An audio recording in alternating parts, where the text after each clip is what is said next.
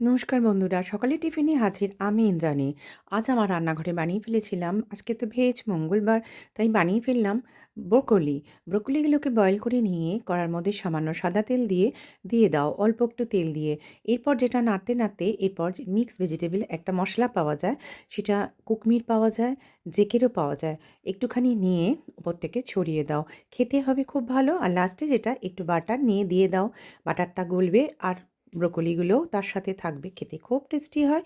একবার বানিয়ে দেখো। তো এটা ছিল সকালের টিফিনের জন্য বানালাম। আরেক সদস্যের জন্য বানিয়ে দিলাম চিজ ম্যাগি। তো চিজ দিয়ে ম্যাগিটা বানিয়ে দিলাম, তার সাথে ছিল কফি, তিনি খেলেন এটাই, তার ছিল টিফিন। এবার চিজ ম্যাগিটা খেতেও হয়েছিল খুব ভালো। আর এটা কফির জন্য দুধটা গরম করে, কফিটা যে যার ঘরে থাকে সদস্যদের।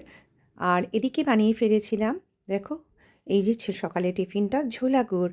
শীত তো এসে গেছে, তাই ছোলা গুড় থাকবে না তা কি হয়, তাই চলে এসেছে বাড়িতে ঝোলা গুড়।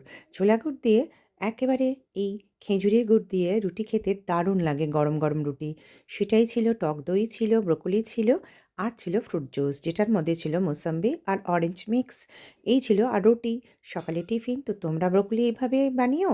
আর খেজুরের রস তো তোমরা অবশ্যই খেও, শীত পড়েছে। আর শীতের আমেজে খেজুরের রস তো জমে যায় গরম গরম রুটির সাথে, অসাধারণ লাগে খেতে।